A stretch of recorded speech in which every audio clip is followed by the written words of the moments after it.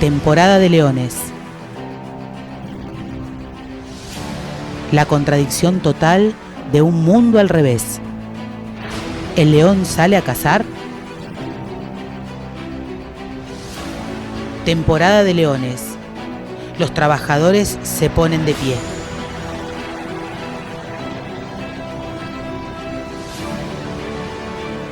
Temporada de leones.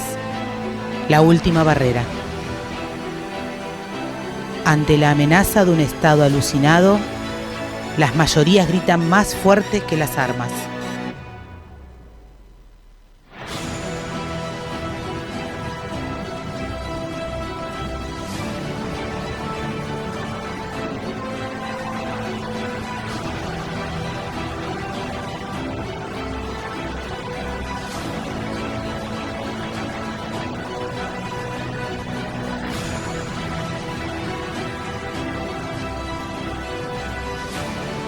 Temporada de leones, con la conducción de Hugo Martínez,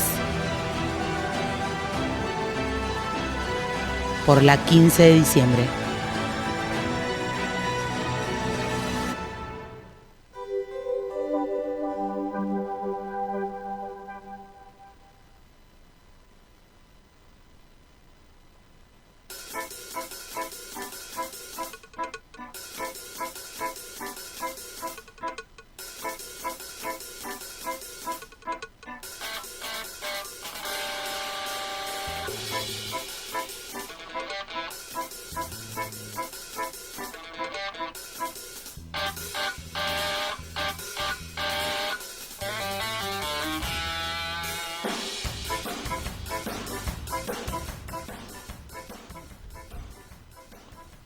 Buen día, buen día, buen día. Hoy es 17 de diciembre y es martes porque estamos en la 15D y temporada de leones, que aquí también estamos, va todos los martes.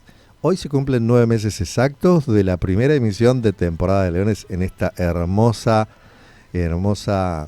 emisora de contenidos que es la 15D, la emisora de contenidos de la Mutual de Trabajadores Camioneros 15 de diciembre. Inicio esta mañana con un poquito de, ¿cómo se dice?, de voz a la antigua, como si estuviese locutando, como tratando de imitar a Juan Alberto Badía, al grandísimo Juan Alberto Badía. Pero no, es que ayer tuvimos una jornada larga, con cambios de clima, mucho aire acondicionado, mucho calor humano, hermoso calor humano, porque bueno, tuvimos la ceremonia de entrega de diplomas, lo que me convierte en locutor. Todavía falta la matrícula, muchas gracias. Todavía falta la matrícula. Vaya a saber, aquí nuestro operador y productor, el compañero Daniel Torres, a quien saludo. Buen día. Seguramente sabe de cuánto tardan las matrículas, porque esto es Argentina y tarda. Puede tardar un año, pero técnicamente el diploma me convierte en un locutor, de modo que hoy saludo ya desde este lugar que parece no cambiar mucho, salvo porque tengo la voz tomada por el esfuerzo del día de ayer, los cambios de clima, la emoción sin dudas, y por eso estoy más parecido a Juan Alberto Badía, aunque no sería la intención. Estamos en la 15D y estábamos justamente a 9 meses de iniciado este ciclo que se dio el martes 19 de marzo de este año, con cierta preocupación por las temáticas, por las formas, por el formato, obviamente, y que hoy recuerdo se dio con mucha naturalidad porque esta es nuestra casa. Yo soy camionero y esta es la casa de los camioneros, el estudio Hugo Moyano, por si quieren saber. Creo que eso ya da una idea de lo que quiero decir con estas palabras para iniciar temporada de Leones en lo que será además la última emisión de este año, porque después se vienen 2 martes feriados muy importantes, que son los de Nochebuena y los de Año Nuevo. Entonces quería iniciar recordando esto, recordándole a la gente que esta es la 15D, que esta es la emisora de contenidos de la Mutual, pero también es la emisora de contenidos donde pueden tener voz todos los trabajadores y trabajadoras, y especialmente los trabajadores y trabajadoras de la gran familia camionera. Los saludamos a todos ahora en este acto, en esta presentación del último programa del año. Saludo a los trabajadores, a las trabajadoras, a los choferes, a las choferes. ¿Cómo será el femenino de choferes? ¿Choferas? ¿Choferatas? No, queda todo feo. No, las choferes, vamos a ponerle así. Que las hay, y cada vez más. En una emisión de temporada de Leones hicimos un pequeño paneo sobre un estudio que hablaba de cómo avanzó justamente la participación de las mujeres en el ámbito del manejo específicamente, ¿no? De subirse a un camión, de profesionalizarse, de trabajar con máquinas, además, con maquinaria, que tampoco era muy común hasta hace un tiempo, pero bueno, gracias a los avances de, de los derechos, de la protección de los derechos, pero también de la mirada abarcativa y moderna del gremio, que también participa de esos avances y los promueve. En camioneros también se promueve la participación de las mujeres, no solamente en el ámbito de la dirección, eh, en el terreno de la dirigencia, sino también obviamente en todos los aspectos que tienen que ver con el trabajo del día a día. Hay muchas mujeres en este gremio. Desconozco, digamos, una mínima estadística de cómo es el resto de los sectores, pero en camioneros sí tenemos muchos trabajadores y trabajadoras que están en todos los niveles, en todos los ámbitos justamente del trabajo, desde los barrenderos, trabajos administrativos dentro y fuera del gremio, también en las empresas, y también, como decía, las que se han puesto detrás de un volante. Así que saludamos a todos, trabajadores y trabajadoras, choferes y las choferes también. Acá incluso se comentó a mediados de año de una participación que justo me tocaba viajar con una muy buena conductora, un chofer de transporte colectivo, a la que sigo viendo cada tanto, y la verdad es que bregábamos por más participación femenina detrás de los volantes del transporte colectivo, porque dan muestras de cómo corresponde. Estoy diciendo una perogrullada, no estoy diciendo nada. Es más, me quedo en evidencia, pero hablo de las épocas que nos tocan, porque aún con todos los avances necesitamos que haya más participación todavía de las mujeres en todos los ámbitos del trabajo, de la dirigencia, de la política, en todo. Así que bueno, hecho el llamado desde aquí, humildemente, como siempre. Hablábamos con mi compañero aquí en la 15D, fuera de programa, sobre lo que fue el comienzo de esta etapa con Javier Milei. Más allá de las palabras, el concepto era ¿no? No nos imaginábamos realmente el nivel de violencia que se podía estar viviendo en esta época. De modo que tanto la presentación de este programa, que habla de la necesidad de que los trabajadores se pongan de pie y de que estábamos de pie, somos camioneros, estamos de pie, como la necesidad de estar siempre al pie del cañón, podríamos decir. Es una frase hecha, no tiene nada que ver con un acto violento, sino como que estar siempre disponible para dar pelea cuando las cosas se complican, como ahora. Dar una pelea sana, dar una pelea desde lo intelectual, desde el trabajo, desde la calle, por supuesto. Somos peronistas y sabemos de eso. Hablábamos de eso y de que Temporada de Leones, que nace casi como una ironía desde su nombre, pero que toda esa presentación y todas las palabras que han corrido largamente aquí en este micrófono de la 15D fueron, desgraciadamente, tuvieron un carácter premonitorio porque hablábamos de que ese accionar violento o cruel, en principio que hablábamos en la primera emisión, iba a tener un desenlace inevitablemente trágico. Y es trágico, porque si vamos a hacer un pequeño raconto de lo que fue este año periodístico y de debate de ideas y de argumentos aquí en Temporada de Leones, tenemos que decir que los números hablan por sí solos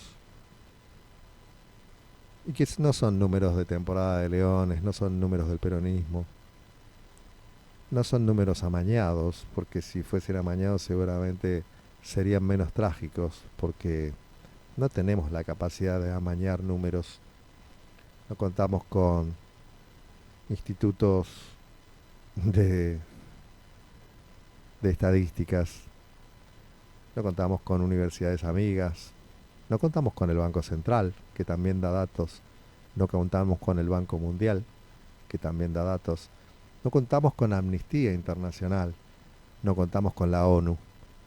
Sí podemos verificar esa información a través de todos los portales o la web misma o todas las páginas de estas instituciones, y todas hablan de lo mismo. Lo que era una presunción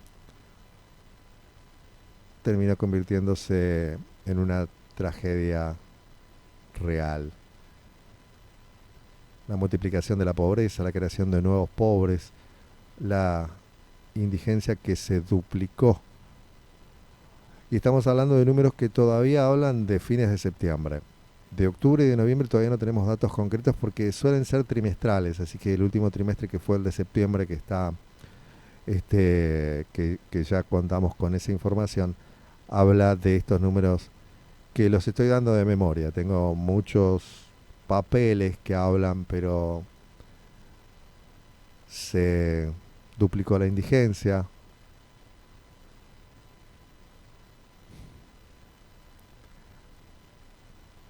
Es muy difícil hablar de los números cuando tienen que ver con datos que son trágicos, sin dudas. Más del 50% de pobreza real.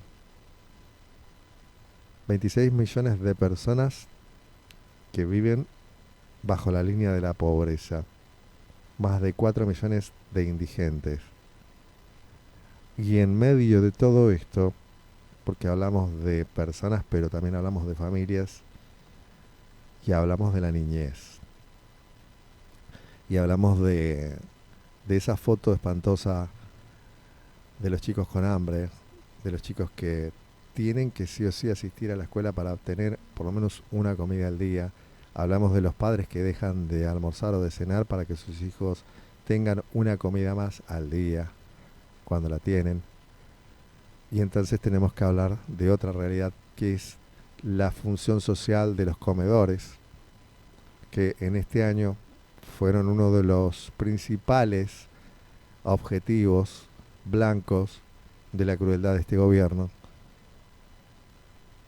Tantas cosas se han dicho en este año, pero es muy difícil hablar de personajes o hablar de actitudes, hablar de compra y venta, porque se dijo, porque se sabe, porque con lo que pasó con el ex senador Cuéllar en las últimas semanas, 2 semanas específicamente, creo que estamos todos bastante al tanto de cómo se manejan las cuestiones dentro de esta nueva política de Javier Milei y sus secuaces, este paladín que vino a pelear contra la casta.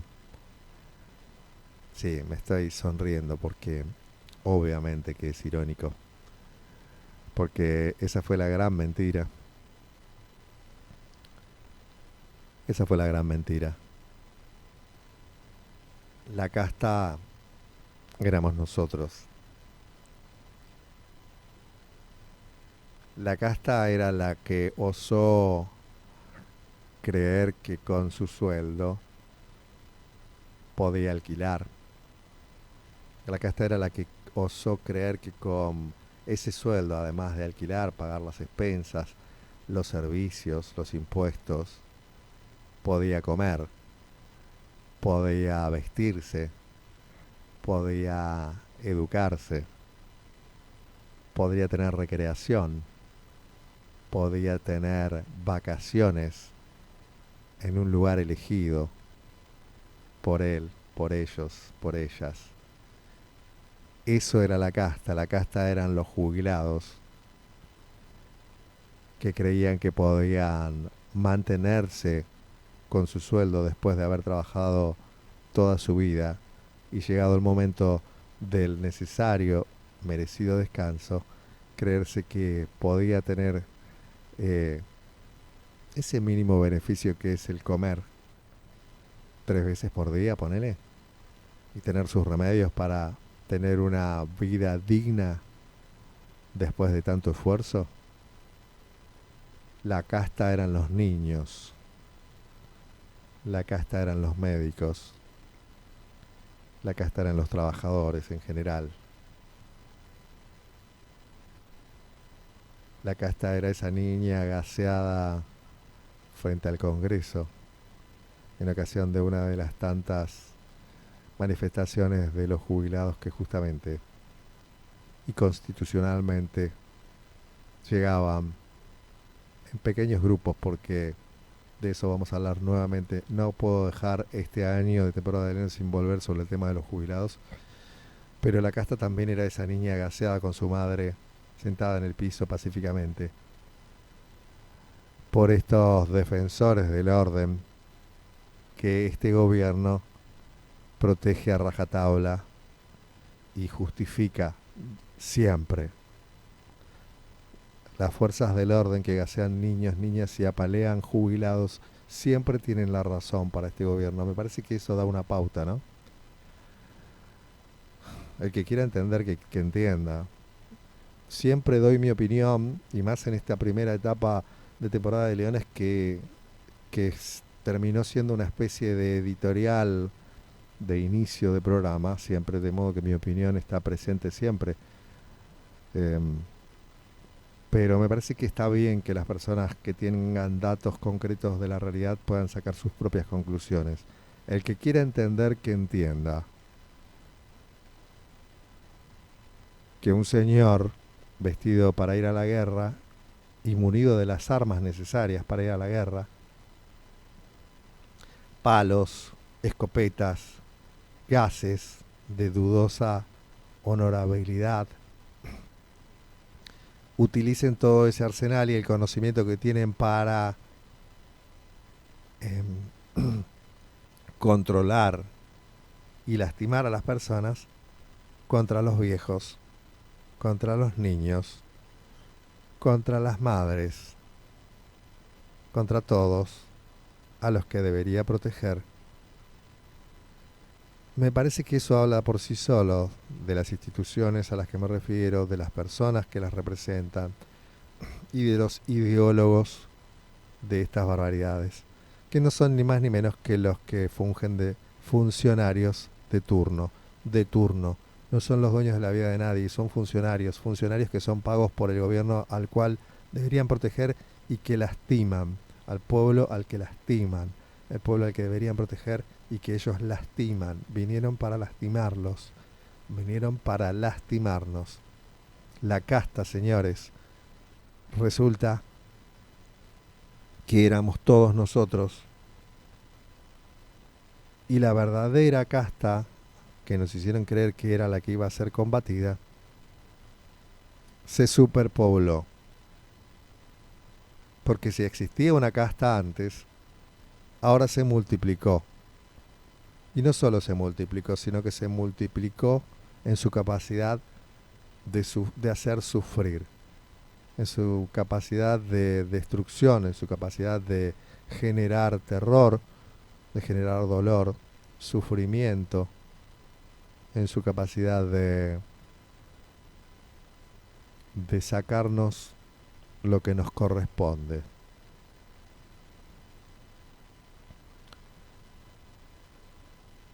¿Qué es todo esto que habíamos iniciado diciendo sobre nuestra fantasía de que podíamos comer, educarnos, vestirnos, recrearnos, tener salud, tener paz, vivir en paz, tener un orden real y no el orden que quieren imponer por la fuerza a ellos?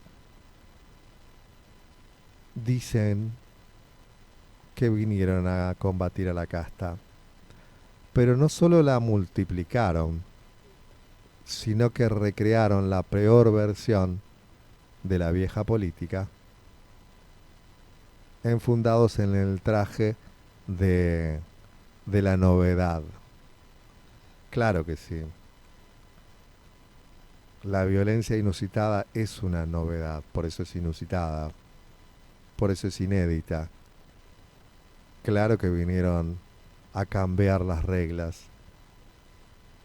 Lo que nadie creyó al comienzo de este programa, pero sí por ahí de este gobierno, en el 10 de diciembre de 2023, hace poco más de un año, es que todas nuestras peores presunciones, todos nuestros peores temores, nuestras sospechas, se iban a hacer realidad de una manera tan cruda y de una manera que escala y que no da tregua, y que además nadie sabe cuándo termina. Y que se entiendan mis palabras, cuándo termina la escalada de sufrimiento, la escalada de crueldad, de violencia de parte de este gobierno. A eso me refiero. Hemos abundado en palabras que intentan que se entienda desde todos los lugares que Temporada de Leones aboga por la paz, por la institucionalidad, por la defensa de la democracia en todas sus formas, porque creemos que un gobierno elegido democráticamente debe cumplir con los términos de sus funciones, porque eso ayuda mucho a la estabilidad, al orden, a la continuidad de una democracia necesaria, que costó mucho. Para los más grandes como yo sabemos lo que costó esta democracia, y pensamos que está en juego en este momento. Y no creemos que la solución sea pensar que Javier Milei y su trup deba dar un paso al costado. Esa nunca es la solución. Ya lo vivimos con De la Rúa en 2001, justamente las personas más grandes como yo recordamos perfectamente el drama de la debacle política que resultó la esperanzadora alianza que en el año 99 asumió el poder con De la Rúa y Chacho Álvarez. ¿Se acuerdan de Chacho Álvarez? ¿Alguien se acuerda de Chacho Álvarez? ¿Alguien se acuerda de cómo dimitió a su cargo de vicepresidente de la Rúa en circunstancias que ya presagiaban un final como el que se dio en aquellas terribles jornadas del 19 y 20 de diciembre de 2001? Acá me asisten como siempre desde el control cuando pregunto si alguien se acuerda de Chacho Álvarez y la forma en la que dimite. Claro, fue todo como resultado del famoso escándalo de la Banelco, denunciada por camioneros, denunciada por Hugo Moyano, que no le trajo justamente ¿cómo se dice? Flores de parte del gobierno. Por el contrario, fueron palos para camioneros cuando se estuvo en las calles con Hugo Moyano a la cabeza, reclamando por la famosa Banelco, que la famosa Banelco, para los que no la saben, porque por ahí ni les suena el nombre de Banelco, tenía que ver con el tema de las coimas en el Senado para aprobar la reforma laboral, que decían la inefable Patricia Bullrich decía en los micrófonos de los medios hegemónicos de la época que era inevitable, que desde el gobierno tenían que tomar medidas duras para que las cosas en el futuro fueran mejor. Lo mismo que nos dicen ahora, ¿no? Que estamos sufriendo para estar mejor. Bueno, ya Patricia Bullrich, que era funcionaria ya de la Rúa y que ya hacía estas barbaridades, no tenía el poder de las armas, pero sus armas, sus herramientas sí que las utilizó contra el pueblo, contra los trabajadores, porque decía que era inevitable la reforma laboral. Bueno, todo esto generó un proceso dentro del Senado en especial, que es lo que se recuerda, que luego se conoció como la Banelco, que tenía que ver justamente con el depósito de dineros en las cuentas de los senadores para que votaran a favor de la reforma laboral. Eso ya también fue como uno de los jalones en la última etapa del gobierno de la Rúa. Un poquito de historia, y también hablamos de Hugo Moyano, de cómo peleó, cómo denunció y cómo salía a la calle a pelear contra esa realidad que parecía inamovible en la política del momento, y que generó, obviamente, en su inicio la dimisión al cargo de vicepresidente de Chacho Álvarez, en el cual nosotros poníamos mucha esperanza, ¿no? De que hubiese un gobierno transversal, un radical en la presidencia, Chacho Álvarez del Frente Grande, ¿no? El Frente, sí, el Frente Grande era, así se llamaba. Este, que tenía al Cid Argumedo, que tenía, me olvidé de la otra diputada también. Bueno, Bordón estaba también, obviamente, pero también la señora, ¿cómo se llama? Eh, uh, ot- la Fernández Meijide, claro. Qué personajes que nos daban esperanzas desde lo intelectual, desde lo, ¿cómo se dice? Lo pragmático mismo, ¿no? Su mirada del mundo.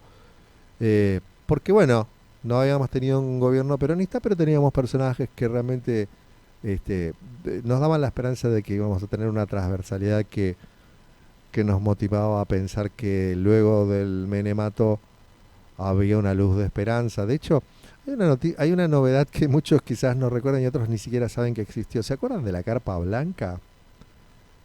La Carpa Blanca estuvo durante años instalada frente al Congreso, en la Plaza de los Dos Congresos, porque si ustedes creen que los docentes la estaban pasando mal, que la están pasando muy mal, durante el menemismo hubo 10 años de negación prácticamente de lo que era no solo la ciencia, o sea, la investigación, sino también la docencia. O sea, cómo atacaron todos los núcleos de formación de donde de la movilidad social ascendente, por decirlo de alguna manera, ¿no? Es tangencial, pero sin dudas operaba en este sentido, ¿no?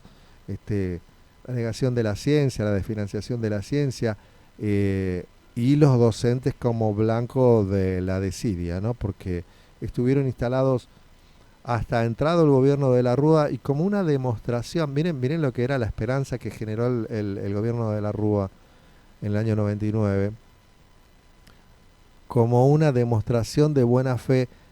Y casi inmediatamente que asume el presidente de la Rúa, la carpa blanca se sacó de ahí, los docentes decidieron sacarla porque se iniciaba un periodo nuevo y la esperanza estaba puesta en que, digamos, la matriz política y el manejo del Estado cambiaran definitivamente y se volviera mínimamente más virtuosa, o virtuosa porque no lo había sido durante 10 años de menemismo. Bien, eso no pasó, por el contrario, todo lo que pasó en el menemismo se trató de continuar y sobre todo lo que fue el uno a uno, ¿no? La convertibilidad, que parecía que de la Rúa no tenía ninguna herramienta como para poder pelear contra esa convertibilidad. Bueno, toda esa, toda esa incapacidad, pongámosle así, que generó las peores continuidades de lo peor del menemismo y sobre todo este, la cuestión de la corrupción que se instaló junto con el gobierno de la Rúa, que fue muy llamativo por lo bestial, la incapacidad, la inoperancia, y finalmente luego de la dimisión, luego de las coimas. Finalmente el episodio más trágico, creo que post dictadura, que tuvo que ver con los 39 muertos en territorio argentino y 26 en especial dentro del AMBA, dentro de lo que hoy es Ciudad de Buenos Aires, también. No fue solamente un viejito inoperante, un viejito tonto. Ese señor que murió libre, se murió con un prontuario criminal digno de un narcotraficante centroamericano. 39 muertos se llevó a la tumba sin haber pagado un solo día de cárcel por, por esos actos de barbarie, además ejecutados desde su lugar de presidente. Fernando de la Rúa, la esperanza, la esperanza fallida del posmenemismo. Y luego sí, vinieron tiempos mejores para este cronista, quizás los mejores de toda su vida. Nosotros no conocimos, los de mi edad, el primer peronismo, y vivimos mucho mejor con Néstor y también con Cristina, debo decirlo. Eso derivó indefectiblemente en una persona que veo acá en los titulares que dice que sí, el tironeo con la libertad avanza porque Macri amenaza a Milei con su propia candidatura porteña, quiere ser senador. Así que bueno, todo tiene que ver con todo, me decía el compañero Daniel Torres, y es así. Vemos a las mismas figuras que son aliadas de este gobierno además. Si Macri y su gobierno, si los funcionarios de Milei, que son los funcionarios de todas las épocas, como Patricia Bullrich, como Sturzenegger, como Caputo, si ellos no son la verdadera casta que creímos que iba a ser combatida, digo, creímos como sociedad, obviamente este cronista nunca creyó que eso iba a ser posible y que desde luego el eje de la campaña de Milei no solo era el delirio, sino también la mentira. Como buen delirio, tiene un componente de mitomanía importante. Y este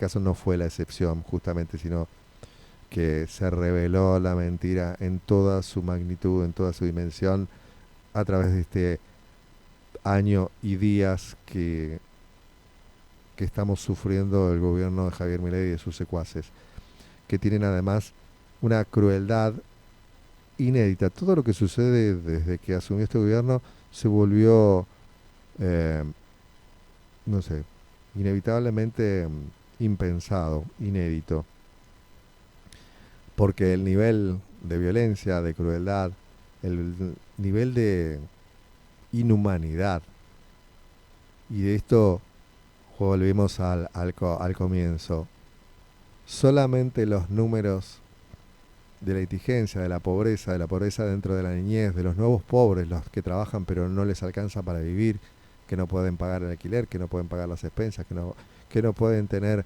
salud, que no pueden tener educación. Los números, los aumentos, las prepagas, los servicios, los impuestos, todos los números en alza bajo la mentira de un déficit cero, bajo la mentira de un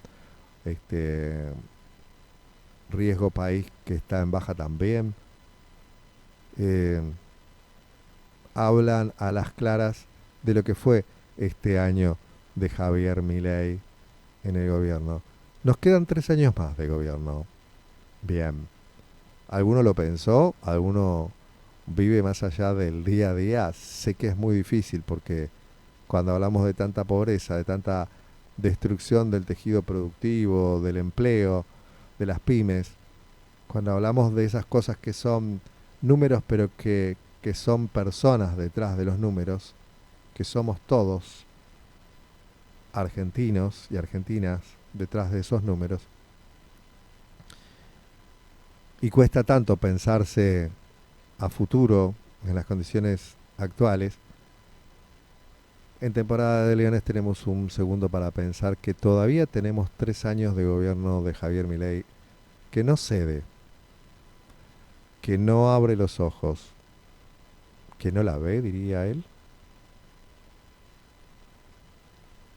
Hay como un deterioro casi eh, visible a simple vista en lo que fue la campaña casi payasesca y que se continuó, y repito, hay como un deterioro en sus actitudes, en sus palabras, en su impronta.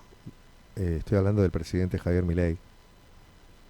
Y eso no augura un futuro promisorio en estos 3 años que le quedan de gobierno. Por el contrario, como estas patologías que parecen ser las que tienen que ver con estas actitudes y estas conductas del presidente suelen ser progresivas, desde temporada de Leones creemos, este cronista cree, que lejos de mejorar, los 3 años que vienen van a ser sinceramente infernales.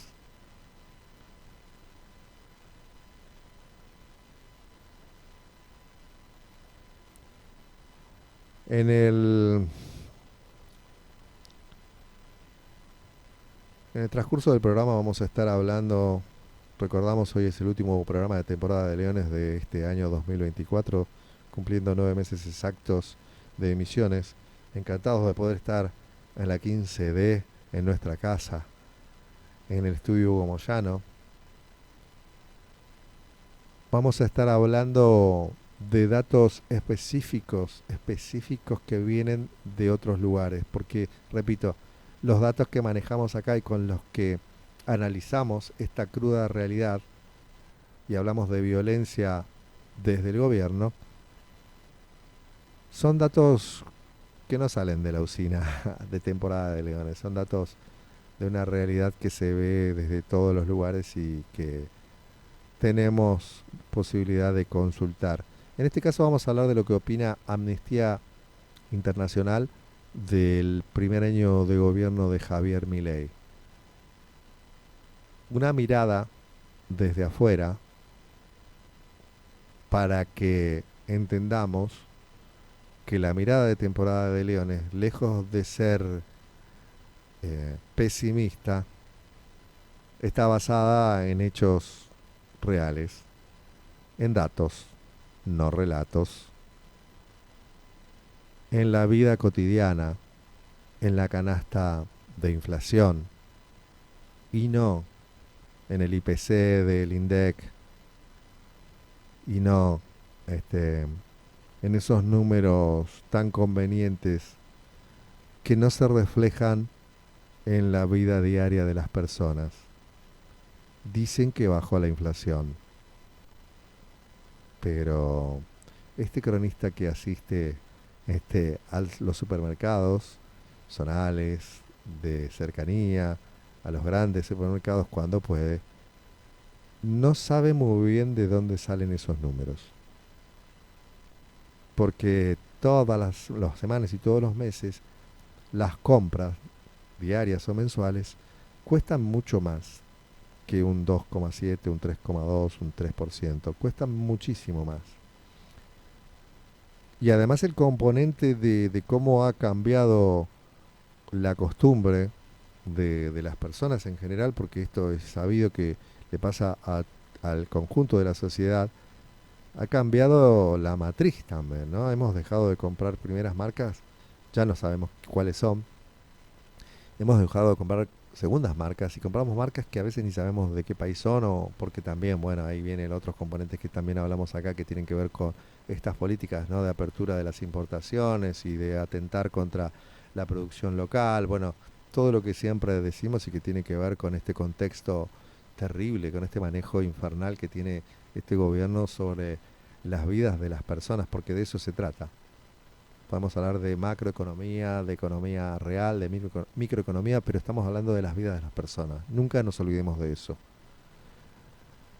Y entonces cambió nuestras costumbres, nuestras conductas respecto de la alimentación, respecto de todo, de la vida cotidiana, digamos, rápidamente. Y yo no sé realmente, porque habiendo dejado de lado cualquier lujo, vieron cómo ya nos hicieron entrar en la dinámica de su pensamiento miserable, porque yo, que soy un hombre de a pie, ya mi imaginario me hace pensar que eh, tomar un vino rico es un lujo, que comprar una marca de fideos que siempre me gustó es un lujo. Y los lujos eh, los podemos dejar de lado y podemos ver la manera de vivir nuestra vida sin lujos, porque los lujos, como vacacionar, como tener una educación privada si se quiere, o una buena educación pública, como corresponde, o alimentarnos bien o recrearnos, son lujos.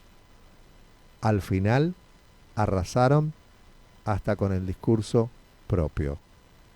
Comer un asado ya es un lujo, por ejemplo, bien lo dice el Graf. ¿Vieron cómo arrasaron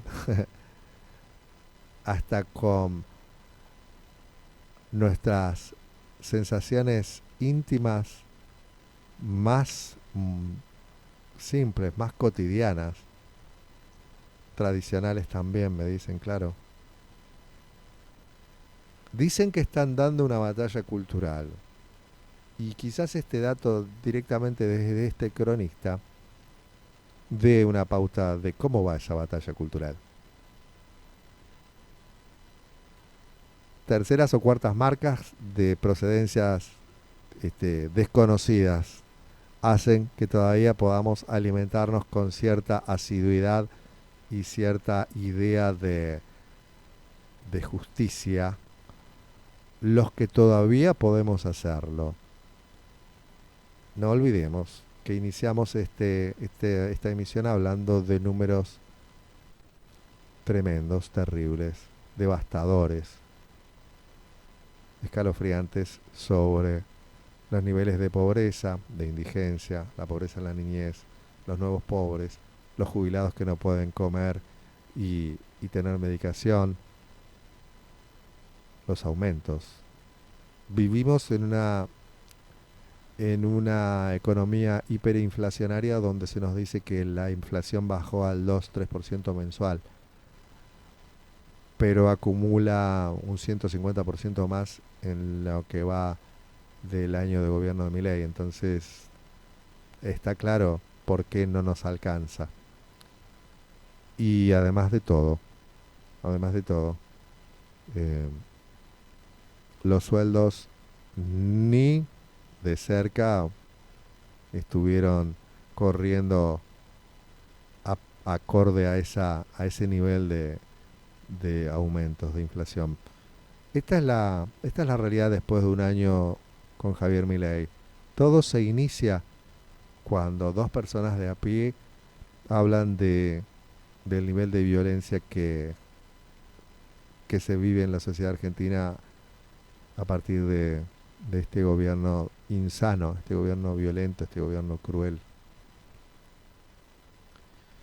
Como todo tiene que ver con todo, y hablábamos de una época donde personajes de la política como Fernández Mejía o Chacho Álvarez nos daban esperanza. Hay un montón más, pero justamente hablábamos de otra época de crisis como fue el 2001 y las consecuencias y las causas de esa crisis también. Acá hay una noticia también triste que hoy se va a sumar, no a las efemérides, pero que es digna de ser mencionada. Se conoce la muerte de Beatriz Arlo a los 82 años, que es un personaje es un personaje sin dudas digno de recordar, de recorrer, de intentar entender, por supuesto. Una intelectual, yo no sé si a ella le hubiese gustado, si le gustaba que le dijeran, pero creo que le gustaba porque era un poco egocéntrica. Sí, tenía esas cosas y está bien. Una persona con una inteligencia muy, muy notoria, una escritora, pero además convertida en los últimos años, largos años, en analista política. Y desde esa mirada he confrontado desde la mía, este, no con ella directamente, pero sin duda confrontábamos en la mirada de la realidad y de los hechos de la política. Pero sí puedo decir que personalmente el personaje Beatriz Arlo fue muy importante en mis momentos de formación o también de estudio de la realidad y de conocimiento de lo que tenía que ver con la política, con la economía, con la sociedad, con la historia de la Argentina, sin dudas. Y cuando leo hoy en los titulares que murió de luego un accidente cerebrovascular, una ACV, este, esa adversaria de ideas que fue de alguna manera, ¿no? Porque no es que no coincidíamos en todo, este, eh, que se va me genera una tristeza importante. Eh, Son los personajes, así como cuando escucho al Turco Asís, hola, Se puede trabajar. Conmigo no, varones. Conmigo no. ahí está. No, no, vos trabajaste en Extra, trabajaste en La Nación, vos te aguantaste hasta donde pudiste. Conmigo no. Llama a alguien de Clarín. Yo soy una columnista de La Nación y trabajo 3 veces por semana en Radio Mister. Yo no voy a responder por ese medio. Bien, ahí teníamos. Y también hablábamos de esto. Fue notoria, digamos, no el encono, pero sí el nivel de crítica que tuvo con el gobierno de Néstor y con el gobierno de Cristina. Obviamente que coincidía más con Néstor, eh, y ya después se volcó directamente a la crítica. Pero bueno, ella, como bien lo decía, este oportuno recuerdo que nos trae nuestro productor, compañero Daniel Torres, como siempre, tan oportuno. Esto pasó en 678. ¿Se acuerdan de 678 tan criticado? Sí, sí, sí, con varones, por eso decía conmigo, no varones. Porque claro, mal que nos pese a, a los que en ese momento defendíamos a capa y espada el proceso peronista que se estaba dando en el país, sí los comunicadores eran de distinta laya, ¿no?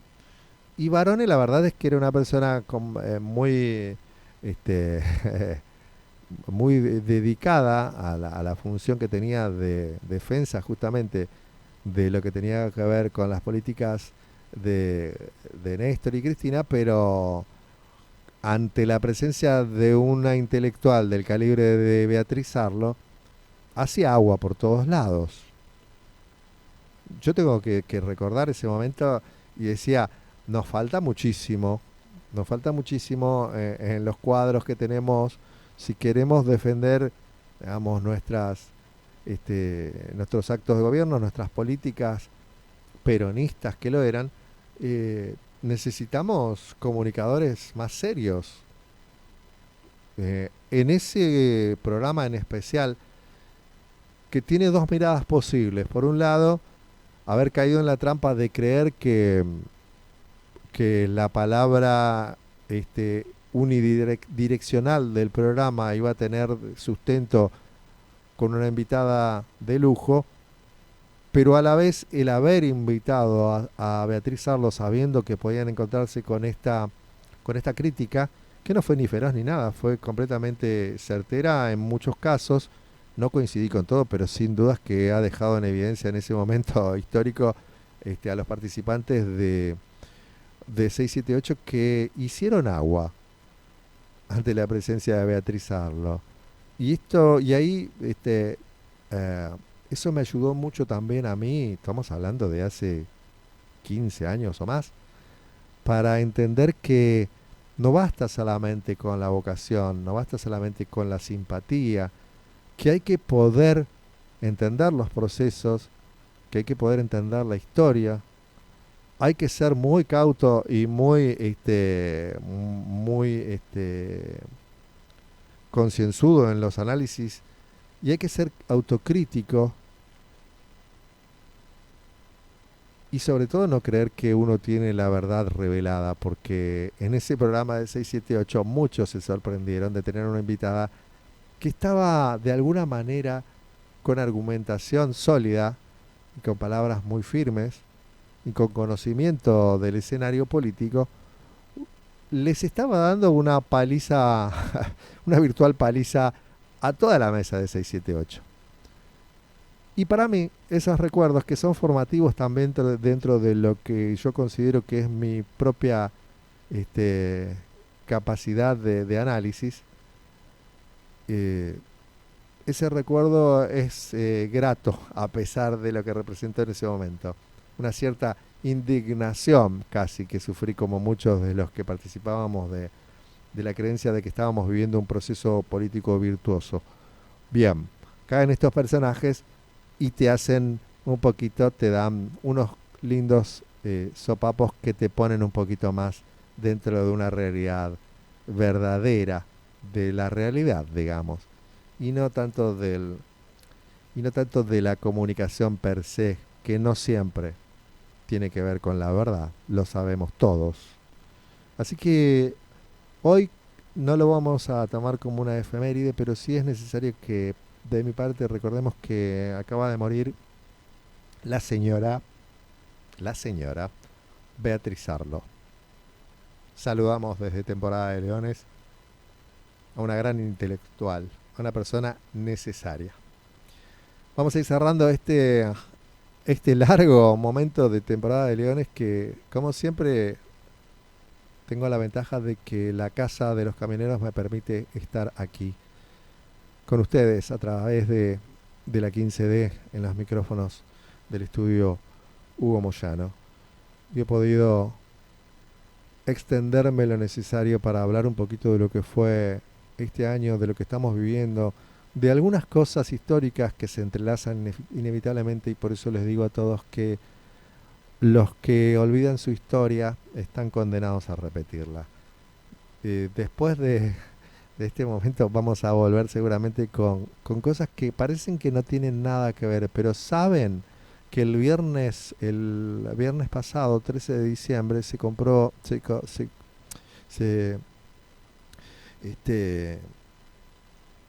dio el 13 de diciembre pasado un aniversario más del fusilamiento de Manuel Dorrego.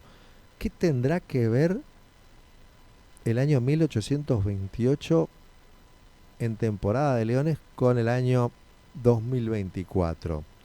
Simplemente voy a leer una bajada del título de una nota que quisiera compartir con ustedes sobre el fusilamiento de Manuel Dorrego un día 13 de diciembre de 1828.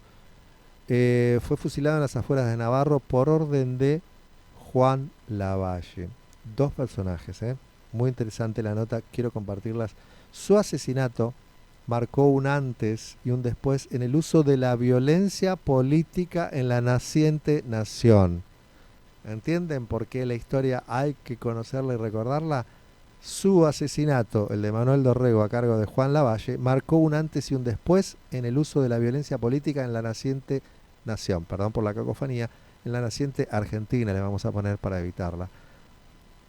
Después de la pausa musical que vamos a tener generosamente, vamos a estar hablando de eso y, repito, habíamos dicho que íbamos a hablar de Amnistía, que advierte sobre el deterioro de los derechos humanos tras el primer año de Javier Milei. Aquí datos más concretos y rubros específicos donde el deterioro social de la Argentina es notorio y que desde otro país, desde otros lugares del mundo, es tan visible que lo advierten, al mundo se lo advierten, que lo que está pasando en Argentina es muy grave.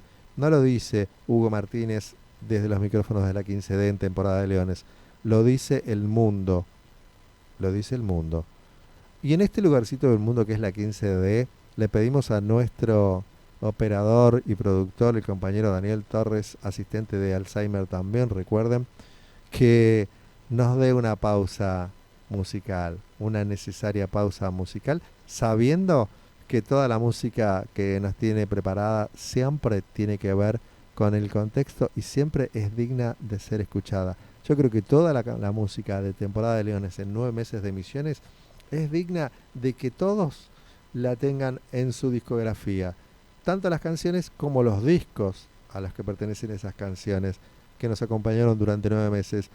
De modo tal que Temporada de Leones no solo es un espacio de comunicación, de información, de debate sobre la realidad política y económica de la Argentina y a veces también del mundo. También es un espacio donde la cultura se hace presente a través especialmente de la música y que es digno que todos recuerden porque seguramente va a mejorar sus discotecas y sus archivos de música si tienen presente la música de Temporada de Leones. Gracias a Daniel Torres. Volvemos con un poco más de información, pero también con las efemérides. No nos vamos a evitar este último programa de hablar de las efemérides. Se viene mucho más de Temporada de Leones después de la música. Ya volvemos.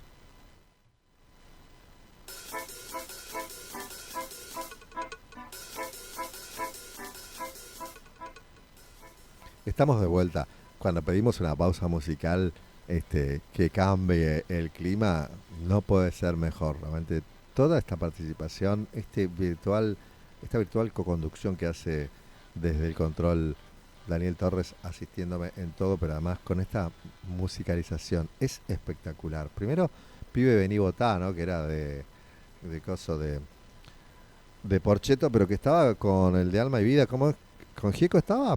¿Sabes que me pareció que era Carlos Mellino? No sé por qué, pero no importa. Bien. Pibe Vení Votá.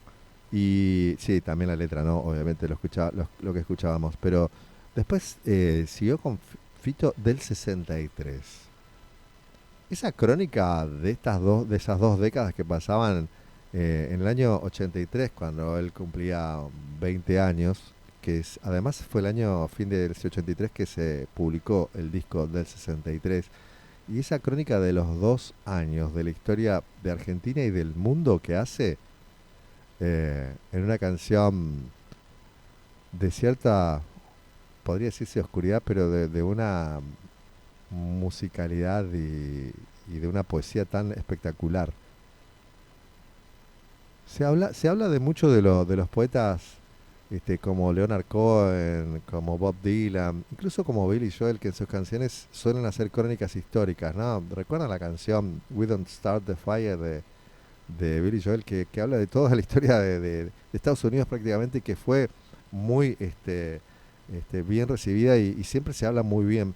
Bueno, también en Argentina tenemos nuestros poetas, nuestra música, y también tenemos nuestras crónicas que a través de la poesía, de la música, nos llega.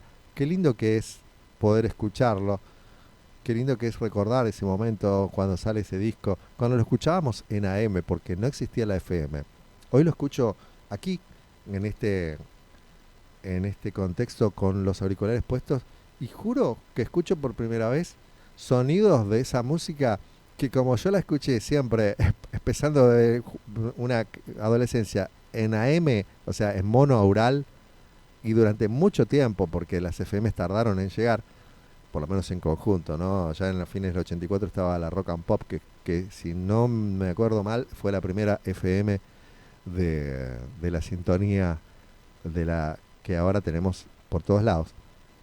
Bueno, la Rock and Pop en el 84, pero en ese momento todavía existía el monaural de la AM como toda posibilidad. Bueno, hoy escucho aquí en la 15D sonidos que no recordaba o que nunca había escuchado, merced a este hermoso auricular y el buen sonido que tenemos aquí en el estudio, del 63.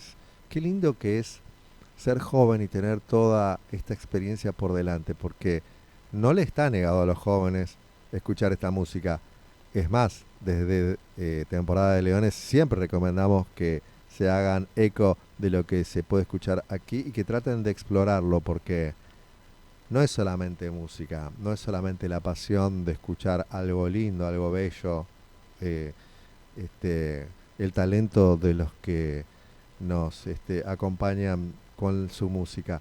Es también parte de nuestra historia y a veces, como en el caso de Fito con del 63, en esta canción en especial, es una crónica digna realmente de un resumen de la historia del país y del mundo. Así que muy recomendable, siempre muy lindo poder escuchar esto. Me tomo el tiempo porque porque es bueno hablar de cosas buenas. Y temporada de leones, hace rato que está a la búsqueda de buenas noticias. Desgraciadamente nos tocó la etapa de Milei, por eso existimos, por eso nos llamamos temporada de leones.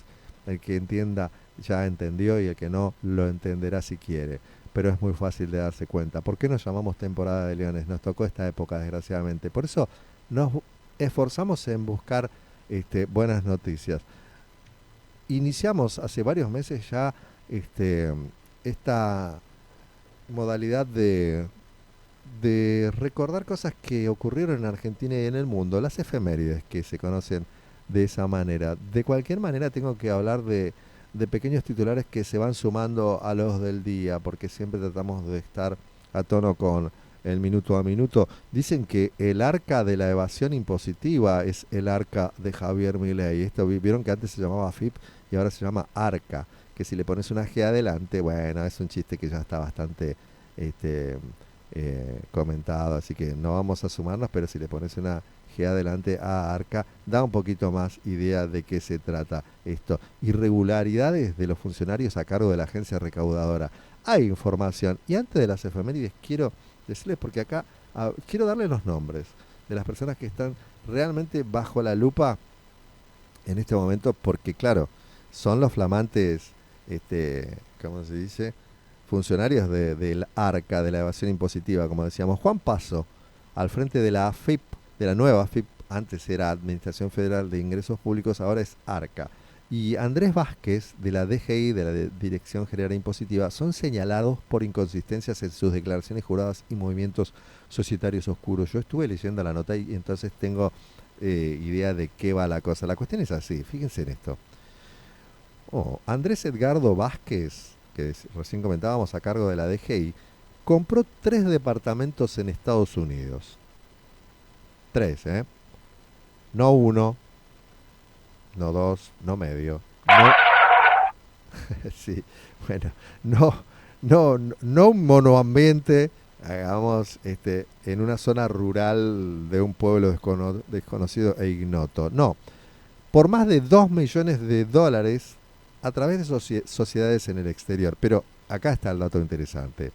Al parecer, y esto es irónico, sin dudas lo leo tal como viene, pero al parecer, y subrayo la ironía, olvidó consignarlo en sus declaraciones juradas ante la Oficina Anticorrupción. Yo me tengo que reír. Me tengo que reír.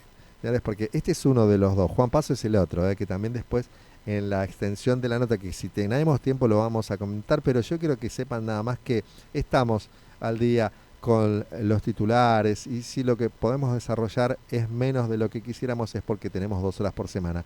Ojalá en el futuro nos encuentre todos los días o 2 días por semana, quién sabe, haciendo temporada de leones.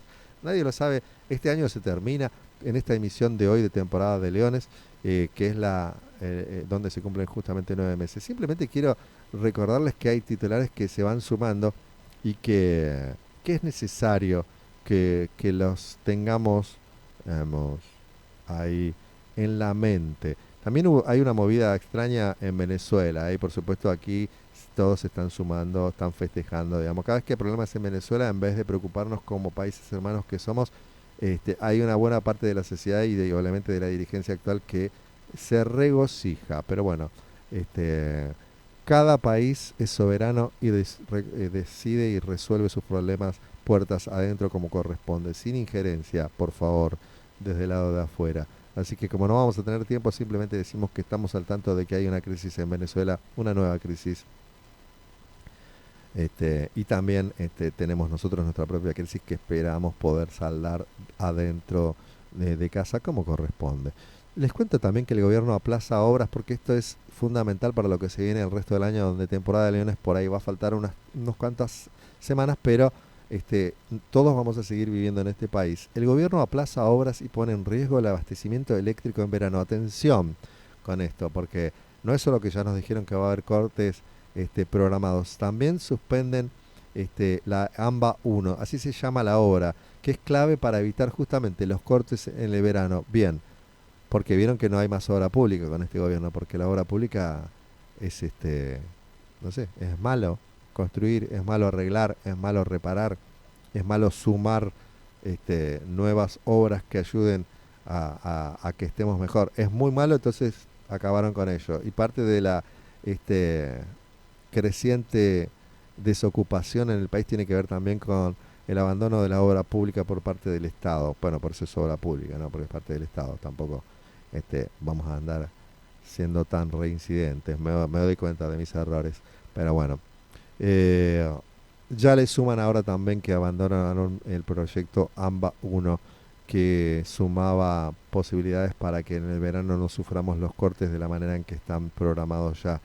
Bien, estas cosas están pasando también en el minuto a minuto, pero queríamos subrayar algunas nada más para que no se nos quede en el tintero si resultare que no tengamos el tiempo, que no tenemos el tiempo suficiente para comentarlas. Vamos a ir con las efemérides, este momento siempre grato de temporada de Leones, que la vamos a hacer súper rápido porque no vamos a tener tiempo para abarcar toda la información que tenemos para hoy. ¿Saben que un día como hoy, miren qué interesante, me encantaron las efemérides de hoy, pues las estuve leyendo y me parece que están buenísimas. Se dio el primer vuelo, el vuelo de los hermanos Wright, en realidad, que figura como el primer vuelo en avión, digamos, tripulado y controlado, porque bueno, tenía un motor, despegaron y descendieron de acuerdo a sus previsiones, y sin matarse, que sí había mucha gente que lo intentó antes y que se hizo pedazos, porque claro, una cosa es un vuelo controlado y una cosa es tirarse de un precipicio pretendiendo volar como un pájaro, cosa que era imposible en esa época. Bueno, Kitty Hawk, Carolina del Norte, los hermanos Orville y Wilbur Wright realizan el primer vuelo en la historia de la aeronáutica. Lo que les decía, el Flyer One es la primera aeronave más pesada que el aire que puede levantar altura con un motor. Claro, le pusieron un motor, cosa que los anteriores medio que no se dieron cuenta. El avión de los Wright, porque el parapente y esas cosas que vuelan solas se inventaron mucho después. El avión de los Wright se elevó 37 metros, un montón, suficiente como para despeñarte, en un vuelo que duró 12 segundos. Una locura. Bueno, ese es el inicio de lo que hoy vemos que en los cielos del mundo llenos de aviones. Bueno, esto fue el inicio de todo, ¿eh? Espectacular, la verdad. Qué momento de la historia. Qué lindo. Me encantan los aviones. Todo tipo de aviones. No me importa. Pero me encantan los aviones. En 1909 muere Leopoldo II, a los 74 años, en Bruselas, el rey Leopoldo II de Bélgica. Su política colonialista en el Congo, por eso me interesa leerlo, porque no es que sea feliz el comentario o el recuerdo, pero hay que decirlo.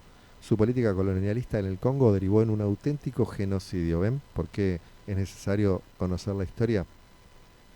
Los buenos europeos, los reyes, los monarcas, ¡ay qué buenos! ¡Ay qué lindos son! ¡Oh sí! Los franceses, qué civilizados. La ciudad luz con París y todo eso, ¡wow! ¿Cuántos intelectuales? ¡Qué lindo! Bueno, pregúntenselo a los africanos también, ¿no? A Argelia, si quieren, a los argelinos, pueden preguntarle cómo son.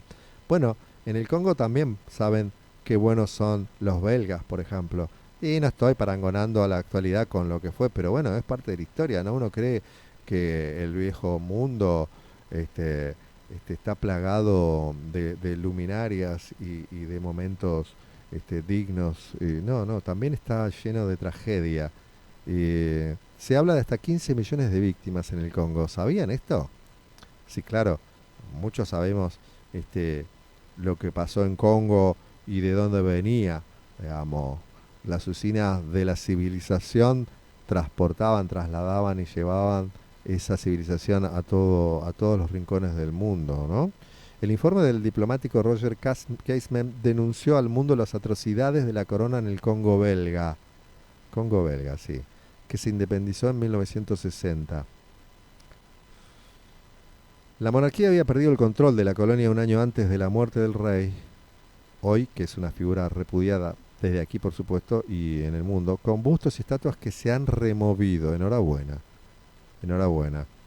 El Congo belga, nunca nos olvidemos de nosotros, de nuestras tragedias, pero también de las tragedias del mundo y especialmente de lo que pasó en África, con el colonialismo europeo.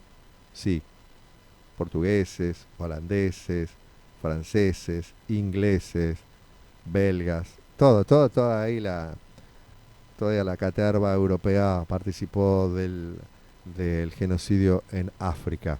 En 1914 salgo de esta noticia. El nacimiento de Luis Barragán. Nace el artista plástico Luis Barragán, fue miembro fundador de los grupos Orión, 20 pintores y escultores y 6 de Buenos Aires.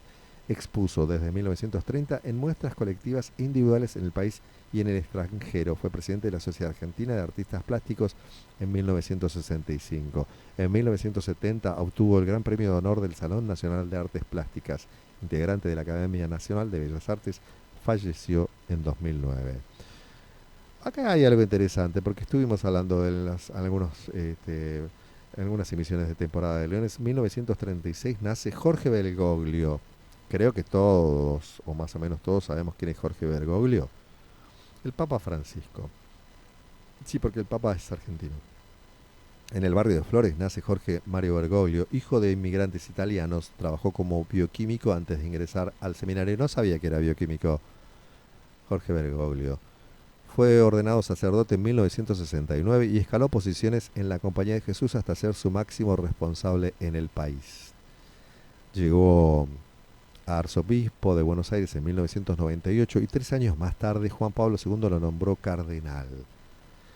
El 13 de marzo de 2013, sí, ahí está la fecha, si no me equivoco, se convirtió en el nuevo jefe de la Iglesia Católica y tomó el nombre de Francisco. Es el primer papa jesuita y latinoamericano de la historia. Que sea jesuita, no voy a extenderme, pero habla un poco de sus condiciones, de su forma de vida, de sus zapatos gastados, de sus viajes en subte, charlando con la gente. Para los que tuvieron la suerte de cruzarse con él. Yo no soy católico, no creo en nada, pero sí sé que Jorge Bergoglio es un jefe de Estado. Y como esto se trata de analizar la realidad social, política, económica del país, pero también del mundo, de analizarlo desde la mirada humilde de este cronista, Hugo Martínez, recuerdo mi nombre, estamos en Temporada de Leones, es importante conocer estas cuestiones. Sabemos que entonces el Papa es un jefe de Estado, es como un presidente de cualquier país, y es una nación o es un Estado muy fuerte, el Estado Vaticano, de modo que las bravuconadas de nuestro presidente Javier Milei en contra del Papa argentino, del jefe de Estado, del Estado Vaticano, Jorge Bergoglio, a la sazón Francisco, no fueron no solamente bien recibidas en líneas generales por el mundo, sino que tampoco le hicieron un favor a nuestro país, y de hecho está tratando de desandar ese camino que inició por propia estupidez, como corresponde a un señor estúpido, ¿no? Bien. En 1987 fallece Marguerite Yourcenar. Está bárbara, este recorrido está bárbaro porque está pleno de información. Muere a los 84 años la escritora belga Marguerite Yourcenar. En 1980 fue la primera mujer en ingresar a la Academia Francesa. Sus obras más conocidas son Memorias de Adriano, traducida al castellano por Julio Cortázar, y Opus Nigrum. Digna de ser mencionada, una escritora increíble. Las recomiendo largamente. No me puedo extender porque tenemos poco tiempo y quiero abarcar más. Es el último programa del año. Me dan ganas de quedarme aquí toda la tarde hablando de Marguerite Yourcenar, hablando de cosas de los estados, del mundo, del país y de todo. Pero bueno, vamos a seguir en 1996, la crisis de los rehenes en Lima. A ver. Comienza la crisis de los rehenes en la residencia del embajador de Japón en Lima. Guerrilleros del movimiento revolucionario Tupac Amaru irrumpen durante una recepción y toman 800 rehenes. Yo la recuerdo. Diplomáticos, militares, empresarios figuran entre los cautivos.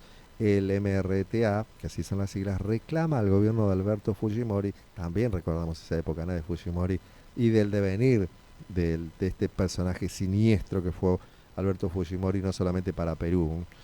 La liberación, reclaman al gobierno de él, la liberación de sus militantes presos. Comienza una larga negociación en la que el MRTA procede a una liberación paulatina de rehenes. El 22 de abril de 1997 fuerzas militares irrumpen y liberan a los últimos 72 rehenes, de los cuales muere uno. Caen 2 comandos y son abatidos los 14 secuestradores. Hoy se estima que hubo al menos una ejecución sumaria. ¿Ven? Esto tenía que suceder. O sea, esta era el fin de la historia, sin duda. Bueno, yo la recuerdo, fue un momento, aparte, entienden, ¿no? En 1996, un día como hoy, 17 de diciembre, se inicia la toma de rehenes y finaliza el 22 de abril. Fueron 5 meses. 5 meses, una locura. En 2011, la muerte de Kim Jong-il. Para los que estamos un poco informados, sin saber de qué se trata, sabemos que tiene que ver con Corea del Norte. Vamos a ver qué dice. Fallece Kim Jong-il, el segundo líder supremo de Corea del Norte, tras la instauración del régimen comunista y dinástico que implantó su padre Kim Il-sung. Sabemos que aparte ahora el hijo de Kim Jong-il es el que sigue con el régimen bla bla bla. Tenía 69 años y le sucedió, aquí lo dice, su hijo Kim Jong-un. Tienen todos los nombres muy parecidos, que es necesario que todos entiendan que hay una dinastía y que todos además los nombres son casi iguales. A título póstumo recibió el título de presidente eterno del país.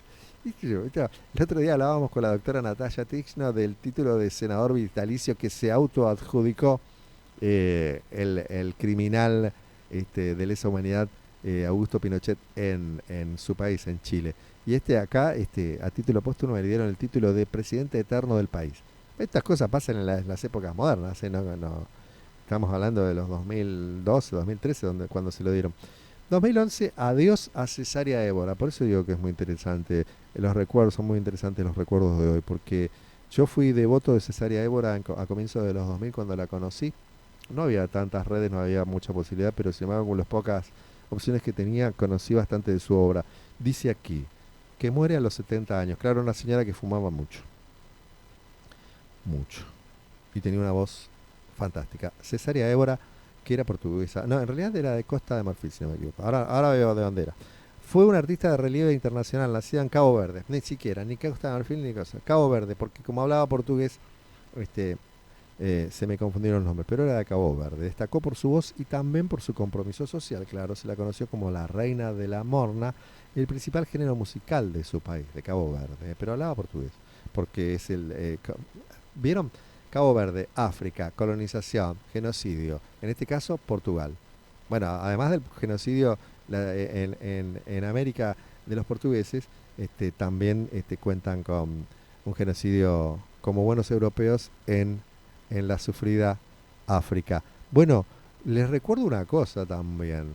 De resultas de la colonización portuguesa aquí en nuestras tierras, en América, bueno, el país hermano de Brasil habla portugués. Así que para que sepan nada más, digo, parecen todas perogrulladas las que digo, pero no todos los que escuchan o los que ven o los que escucharían estas palabras saben de qué hablo. Entonces, y bueno, acá también tuvimos genocidios, acá también tuvimos genocidios. Si no, recordemos la Triple Alianza.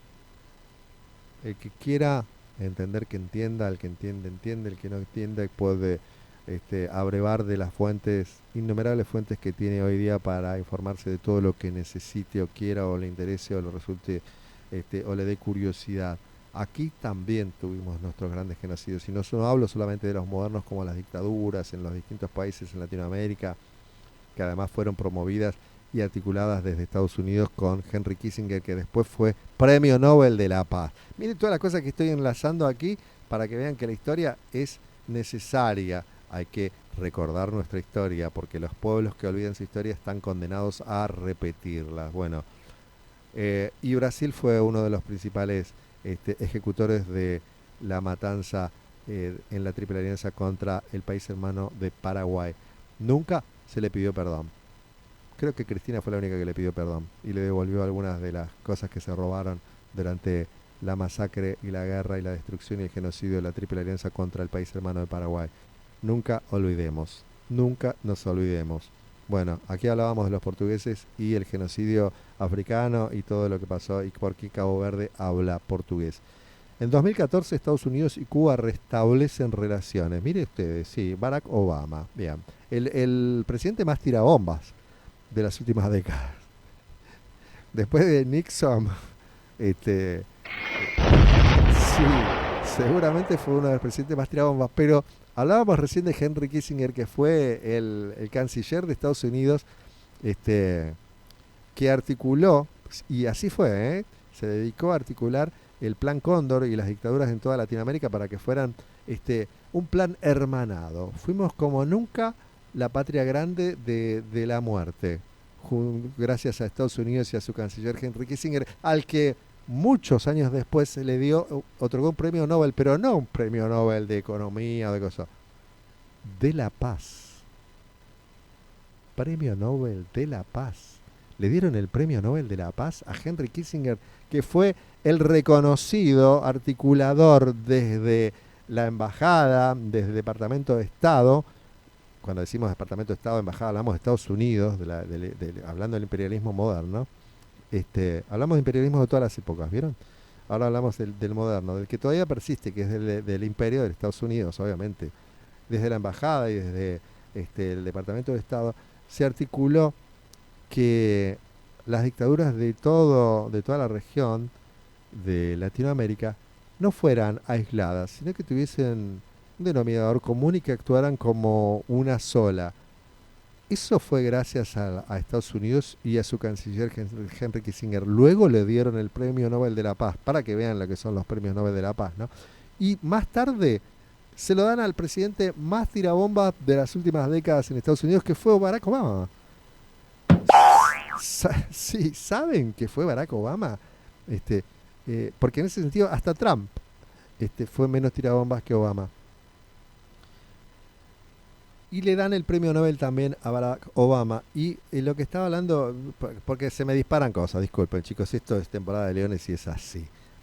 Barack Obama anuncia que su gobierno comienza el proceso de distensión con Cuba y que moderará el embargo a la isla. Bueno, no sé hasta dónde lo moderaron. Al mismo tiempo, Raúl Castro, que era el presidente en ese momento, hermano de Fidel, confirma que se restablecen relaciones. Es el primer gran gesto en más de medio siglo en la relación entre ambos países y el comienzo del fin para una rémora de la Guerra Fría. El presidente norteamericano viajará a Cuba en marzo de 2016 en una historia de visita. Es una forma de escribir que dice que a partir de eso se auspiciaba que iba a viajar en marzo de 2016 a Cuba.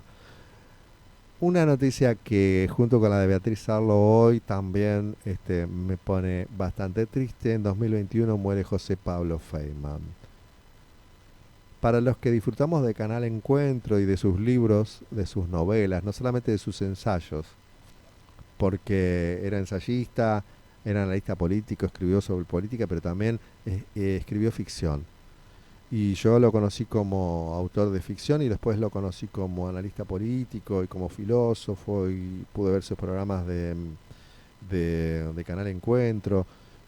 Todo muy necesario, todo muy formativo, todo muy importante, por lo menos en mi vida, calculo que en la vida de muchos. En 2021, un día como hoy, muere José Pablo Feynman a los 78 años, filósofo y escritor, columnista habitual de Página 12 y autor de novelas como Últimos días de la víctima. También se hizo una película de eso, Ni el tiro del final, La astucia de la razón y Timote. Esas son sus novelas.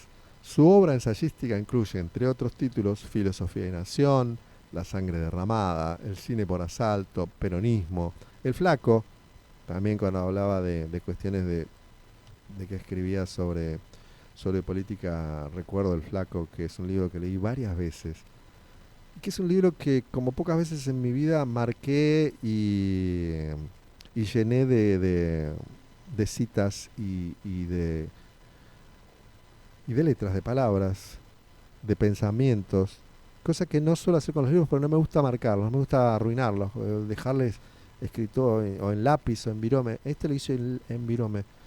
Es un libro que leí varias veces, El flaco, por ejemplo, ¿no? Diálogos irreverentes con Néstor Kirchner y Gershwin. Ese era. Ensayos sobre su obra y su tiempo y otros escritos musicales. Esto no lo leí. Fue docente universitario, obviamente, y también escribió guiones para cine. Sí, participaba directamente de las producciones en las que guionaba. Pero bueno, Los últimos días de la víctima es una película que seguramente muchos recordarán. El Flaco, el libro La Astucia de la Razón, Timote, son cosas muy reconocidas. Recordamos el fallecimiento, un día como hoy, 2021, de José Pablo Feynman. Eh, Hay un par de personajes que voy a tener que pasar por alto porque son del mundo y quizás no tengamos tiempo, pero debo decir que el día de hoy también eh, es el Día Internacional por el Fin de la Violencia contra las Trabajadoras Sexuales, muy importante. Y en Argentina es el Día del Contador Público Nacional. Saludos a mi compañera de oficina, la contadora pública Viviana Albornoz. Un saludo especial para ella, mi compañera de oficina. Tenemos otros contadores en la mutuaria, en el gremio, son muchos, de modo que no quiero olvidarme de ninguno, pero saludo especialmente a mi compañera de oficina, la contadora pública nacional, Viviana Albornoz. Vamos a pasar a otras cosas, pero sí vamos a dar vamos a dar paso a una pausa musical después de las graciosas efemérides. Se vienen cuestiones que tienen que ver con la historia, el fusilamiento de Dorrego, se vienen los nombres de los personajes a cargo de la agencia recaudadora ARCA que están involucrados en cuestiones de evasión impositiva. Qué cosa, ¿no? Qué loco que han llegado a poner a 2 funcionarios nuevos de una renovada oficina de recaudación con sus distintas eh, diversificaciones, por decirlo así, y le ponen a 2 que están que son múltiples denunciados por cuestiones de evasión. Qué locura. Este gobierno no solamente es cruel, es violento, es vandálico, es destructivo en todos los sentidos, es inhumano, es sumamente estúpido y peligroso por consiguiente para la sociedad. Vamos a una pausa, Daniel Torres, y volvemos en un temita. Gracias.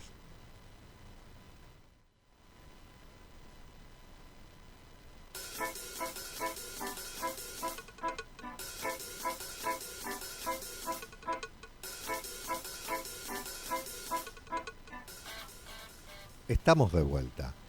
Yo me quedaría escuchando música, la verdad. Yo de hecho estoy planeando que, dado que este es el último programa de temporada de Leones, 17 de diciembre de 2024, eh, las próximas semanas, que seguramente vamos a estar inactivos, no en lo que refiere a nuestro trabajo intelectual y a nuestra búsqueda de la información, pero seguramente no vamos a estar en el estudio. Me voy a venir acá, le voy a pedir una playlist a compañero Daniel Torres y me voy a quedar escuchando música acá, en la paz de este estudio. Espectacular, espectacular la música. Primero Raúl Porchetto con Metegol. ¿Qué música tenía esa canción en especial? Espectacular.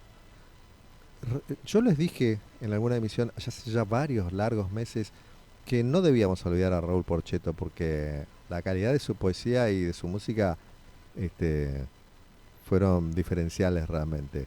No sé en qué andará Raúl Porchetto, no sé si lo sabe nuestro productor, quizás tenga alguna novedad, pero sí sabemos que ha dejado una obra impresionante y que es digna de ser recordada, sin duda. Después Mercedes y Charlie, digo bien, Mama la libertad siempre la llevarás dentro del corazón. Muy bien.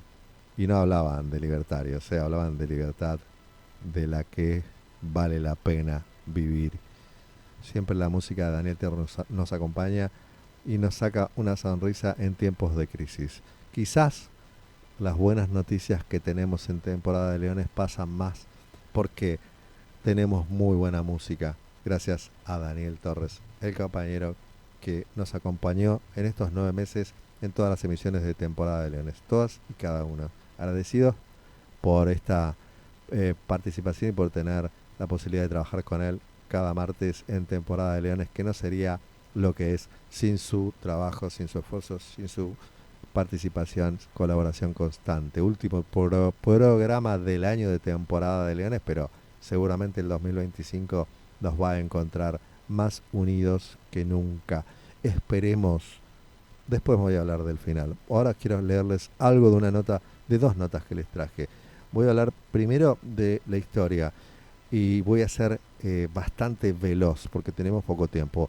Han fusilado a Dorrego, un hito de la violencia política en la Argentina.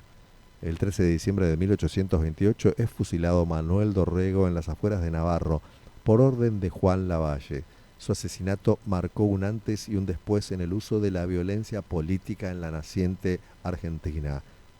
¿Qué diferencia una revolución de un golpe de Estado? ¿Es el uso de las armas? Una revolución puede usar armas y un golpe de Estado puede ser parlamentario, como se ha demostrado en los últimos años en América Latina. ¿Recuerdan? En Brasil, por ejemplo. ¿Es la movilización de amplios sectores de la población?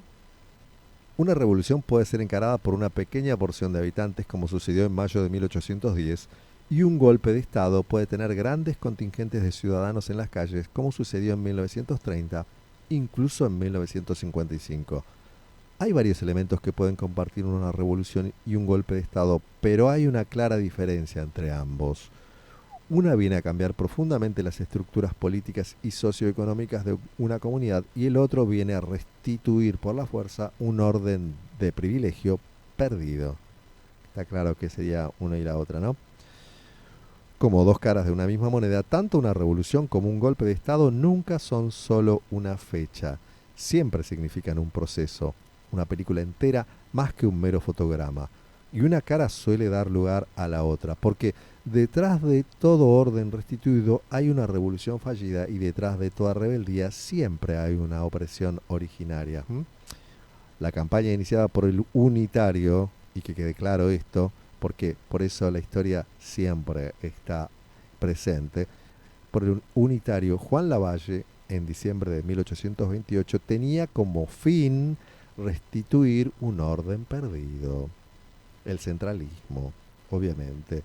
El régimen del primer triunvirato rivadaviano, derrotado en octubre de 1812 por las huestes de San Martín, la Sociedad Patriótica y la Logia Lautaro, el orden centralista del Directorio vencido en 1820 por los caudillos federales en la batalla de Cepeda, el orden porteñista de la efímera presidencia de Bernardino Rivadavia en 1826, el orden del endeudamiento, la entrega de tierras y una constitución impopular. Ese era el orden que venía, digo yo, que venía a restituir el unitario Juan Lavalle.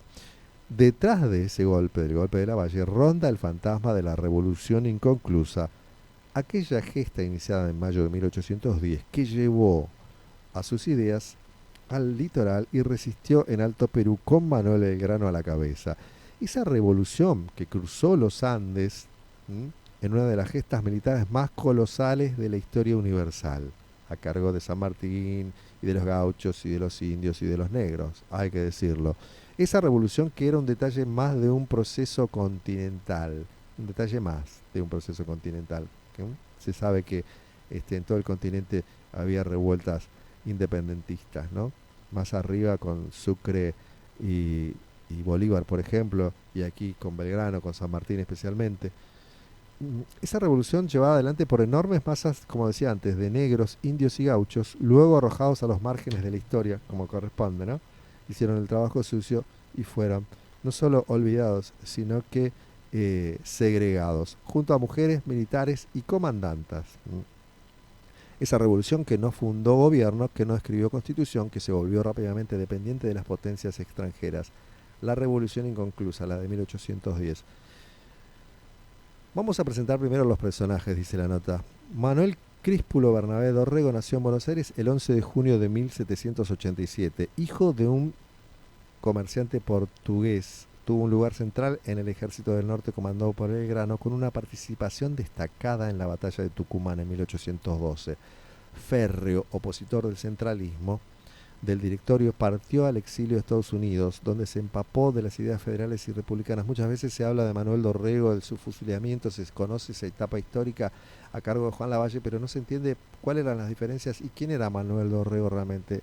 Por eso me interesa leerlo, porque quizás a todos nos quede un poco más claro después de conocer una pequeña parte de su historia.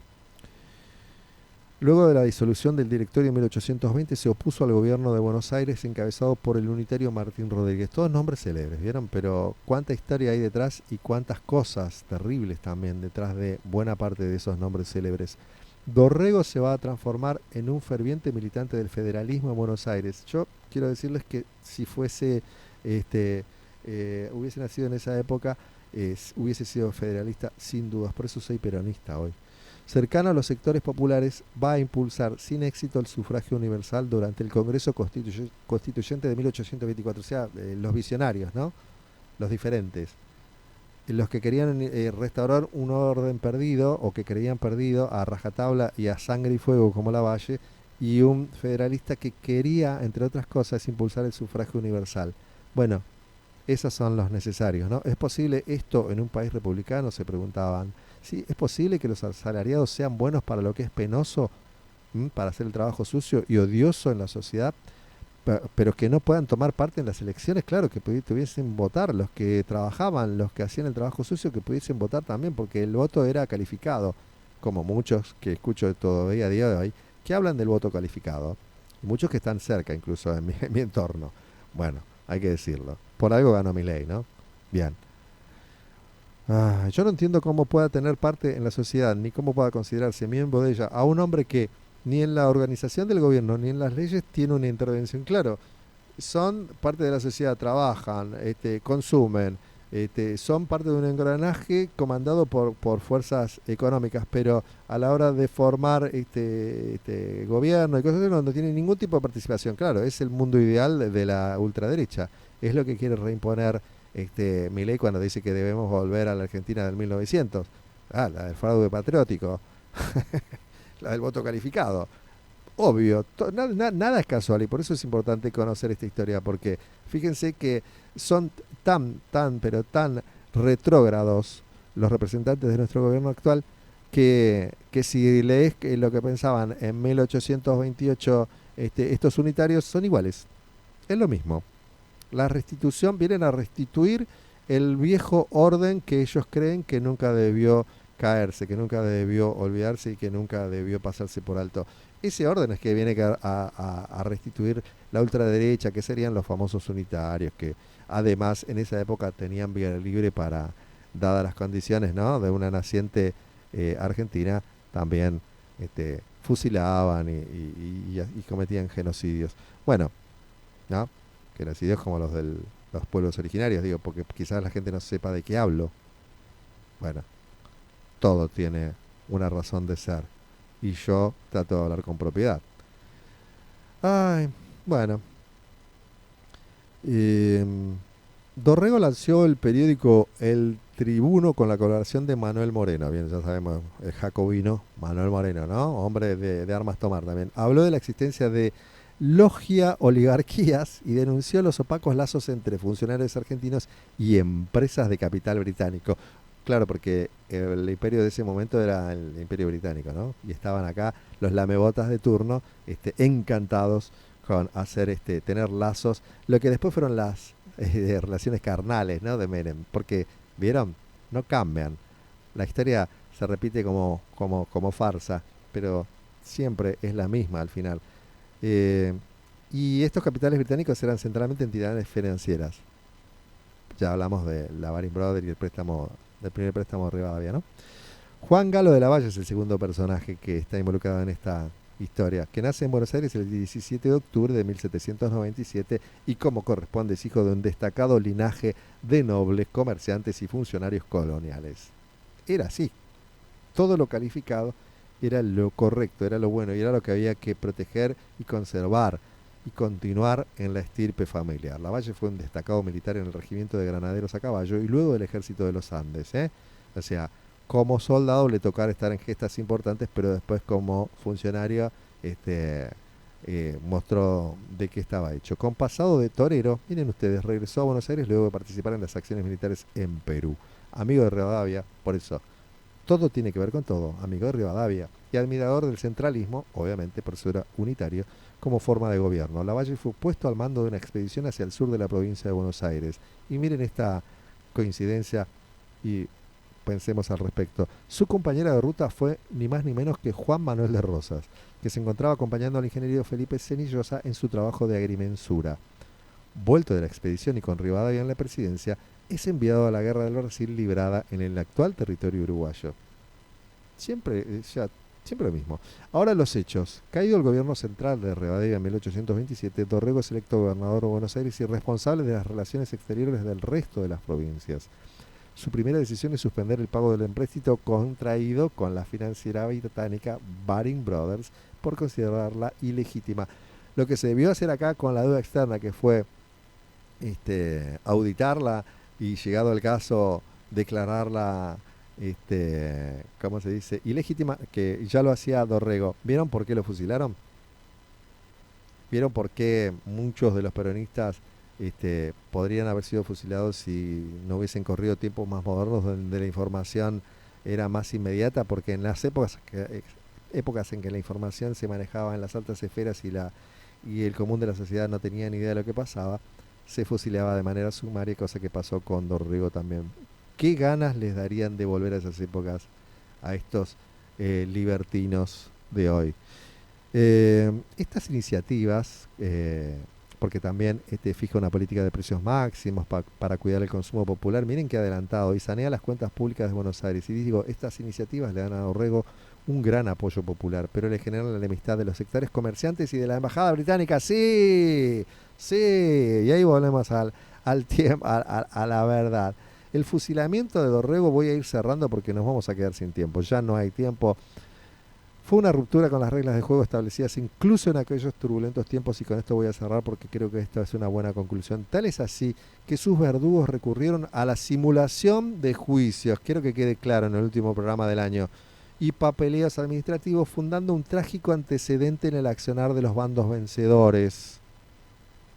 Juan Cruz Varela, unitario y asesor de Lavalle, le recomendó a Lavalle prescindir del corazón y tomar la vida de los vencidos. Mire qué recomendación. Esto me recuerda a Antonito de la Rúa cuando le decía al oído a su padre: seguí con la represión, que se van a cansar y se van a volver a sus casas, les decía, mientras la represión desatada mataba a compatriotas en las calles de la ciudad de Buenos Aires y en el resto del país también. ¿No les recuerda eso? Bueno, Juan Cruz Varela, unitario, le decía: hay que prescindir del corazón y tomar la vida de los vencidos. General Lavalle, usted que es tan noble, empresario y militar, firmando la epístola en la que lo aconsejaba, o sea, la carta, con una memorable frase: cartas como estas se queman. Claro, sabían que estaban abusando de su poder y cometiendo un acto criminal, pero decían que había que quemar estas cartas donde se recomendaba tomar la vida del vencido. Este fue el temprano ejercicio de la desaparición de pruebas en la ejecución sumaria de un compatriota.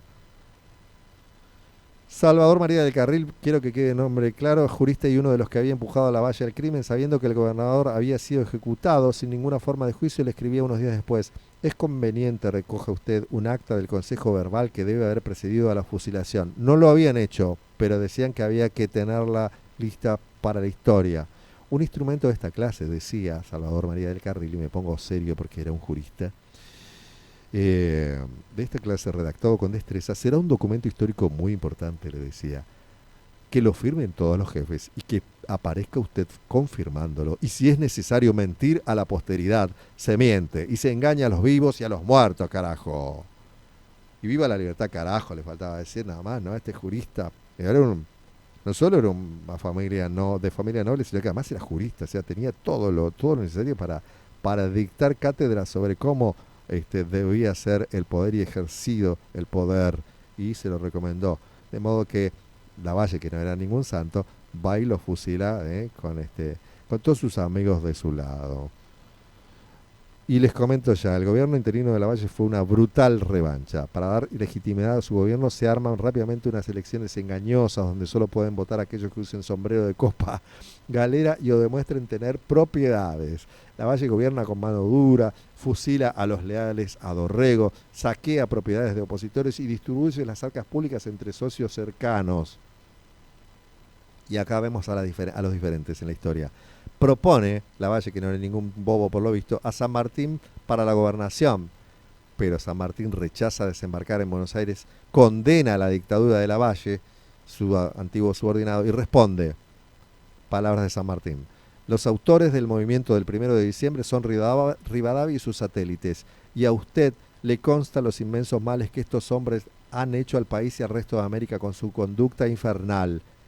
Es necesario enseñarles las diferencias que hay entre un hombre honrado y uno malvado. Palabras de San Martín.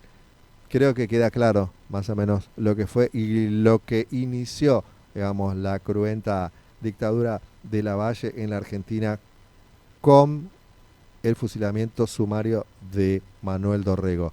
Y voy a leer la última misiva de Dorrego antes de su fusilamiento para cerrar este momento nada más. Mi querida Angelita, en este momento me intiman que dentro de una hora debo morir. Ignoro por qué, mas la providencia divina, en la cual confío en este momento crítico, así lo ha querido. Perdono a todos mis enemigos y suplico a mis amigos que no den paso alguno en desagravio de lo recibido por mí. De los 100.000 pesos de fondos públicos que me adeuda el Estado, solo recibirás las 2/3 partes.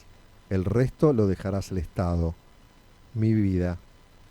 Educa a esas criaturas, a esas amables criaturas, sé feliz, ya que no lo has podido ser en compañía del desgraciado. Wow. No quiero decir nada más, creo que es importante esta parte de la historia y lo que estamos viviendo hoy y de las conexiones inevitables que hay con nuestro trágico presente. Hablamos de una tragedia y hablamos del momento en que transcurre una tragedia y de los lazos inevitables de esa historia de 200 años. Para cerrar, le pido al compañero Ariel Torres 2 minutos para hablar de lo que habíamos adelantado. Amnistía advierte sobre el deterioro de los derechos humanos tras el primer año de Milei. Esto es más corto y lo voy a leer. En el marco del primer aniversario de la gestión del presidente Javier Milei, Amnistía Internacional presentó el informe Derechos en Argentina, 12 meses de gestión, 12 derechos perdidos, sobre la situación de los derechos humanos en el país, en el que destaca un preocupante retroceso en 12 áreas clave. Esto sería como un anuario. Hablamos de todo lo que pasó, pero también esto sería como clave. El informe destaca que, como todos los años, el organismo analiza la situación de derechos humanos en el mundo, con un apartado especial sobre la situación en Argentina. En ese camino, destacaron que las políticas de ajuste económico y reformas promovidas por el gobierno libertario impactaron negativamente en la vida de millones de personas, especialmente las más vulnerables, niñez y adultos mayores, exacerbando las desigualdades y restringiendo libertades fundamentales. Entre los principales puntos señalados por el informe se destacan retrocesos relacionados con la pobreza, lo dijimos, los jubilados, lo dijimos, la libertad de expresión, por supuesto, libertad de reunión y manifestación, cibervigilancia, ¿recuerdan? Una de las propuestas de Bullrich, y privacidad, acceso a la información pública, derechos de las mujeres y diversidad, claro, crisis climática, obvio, y pueblos originarios, cuando no. Los datos son contundentes y revelan un deterioro alarmante de los derechos humanos en Argentina durante el último año, afirmó Mariela Belsky, directora ejecutiva de Amnistía Internacional Argentina. Además, resaltó que estas políticas no solo ignoran las necesidades urgentes de la población, sino que profundizan desigualdades estructurales, limitan derechos fundamentales y erosionan el espacio democrático. Todo lo que vinimos comentando durante todas las emisiones de estos 9 meses de temporada de Leones en la 15D, en el estudio Hugo Moyano. Los principales puntos señalados en el informe: pobreza, y voy terminando, se va terminando esta edición de temporada de Leones última del año. El índice de pobreza aumentó 41,7% al 52,9%, dejando a más de 15 millones de personas bajo la línea de pobreza y más de 1 millón de niños sin acceso a la cena diaria. Sí, las políticas de ajuste económico han recaído desproporcionadamente sobre mujeres y sectores de bajos ingresos. Jubilados. Las jubilaciones mínimas no alcanzan a cubrir la canasta básica, dejando a millones de adultos mayores en situación de extrema vulnerabilidad. El veto presidencial a una ley de actualización provisional profundizó la crisis en este sector. Libertad de expresión. La hostilidad hacia las y los periodistas, el uso de discursos confrontativos y la desinformación han generado un clima de intimidación y censura, afectando gravemente el debate democrático. un apartado especial recupera el impacto de la violencia digital en las periodistas mujeres. Libertad de reunión y manifestación. El derecho a la protesta pacífica está en peligro por medidas como el protocolo para el mantenimiento del orden público y por la actuación de las fuerzas que incluyó el uso desproporcionado de balas de goma y gases lacrimógenos causando graves lesiones. También se denuncian detenciones arbitrarias, criminalización de manifestantes y agresiones a periodistas, incluso identificados con credenciales de prensa.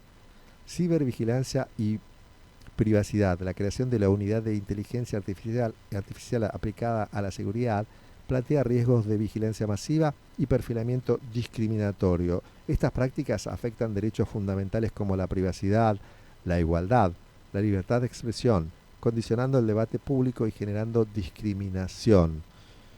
Restricción al acceso a la información pública. El decreto 780-2024 amplía la opacidad estatal al clasificar más datos como secretos, limitar la divulgación de información pública y aumentar la discrecionalidad de los funcionarios.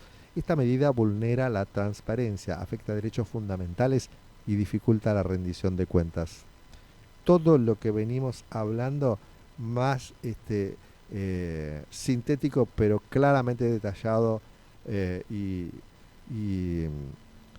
explicado una por una en detalle. Era necesario conocer estos datos en el cierre de temporada de Leones. Creo que grafica un poco en qué nos enfocamos en todo este tiempo en temporada de Leones. Fueron 9 meses, fueron 30 y tantas, según corresponde a los días martes que estuvimos aquí, incluso en una emisión especial de un jueves. Me voy a ir despidiendo de este ciclo que aprendí a querer, incluso a pesar del estrés que me genera tener que enfrentarme inevitablemente a las cosas que muchos tratan de evitar de alguna manera, de no pensar tanto en algunas cosas que a mí me tocó abarcar y abordar todas las semanas aquí en el aire de la 15D, en el estudio Hugo Moyano, y que seguiría haciendo. Si las condiciones están dadas, el año que viene estaremos de vuelta, por supuesto, y esperemos que así sea. Ojalá que las condiciones del país no sean las mismas, ojalá que este gobierno se llame a la reflexión, ojalá que las buenas noticias no sean solamente buscadas bajo tierra o en la historia o en la música, que no está mal, pero nos gustaría tener que decir algo positivo el año que viene sobre los actos del gobierno, sobre los actos de los funcionarios de este gobierno, de sus diputados, de sus senadores. Tenemos unas elecciones el año que viene, en menos de un año, de medio término, que se les llama, que son legislativas, que son para renovar cargos de diputados y senadores especialmente, y que son las que van a incidir seguramente como incidieron este año con los famosos héroes de Milei. Y quiero cerrar diciendo esto. La semana pasada hablé de la necesidad de no convertirnos por acción u omisión, por dejadez, por desidia, por desinterés o por desconocimiento en los nuevos héroes de Milei, que necesita de estos héroes, porque no tiene las condiciones para gobernar como lo está haciendo con la fuerza de la violencia, de la prepotencia, de la falta de escrúpulos, de la desconsideración total y del sufrimiento de la gente. Pero si la sociedad en su conjunto le sigue permitiendo actuar así, las buenas noticias no van a llegar nunca desde el gobierno en el año que está por comenzar, y vamos a tener que seguir dando malas noticias y analizando crisis y tragedias desde temporada de Leones.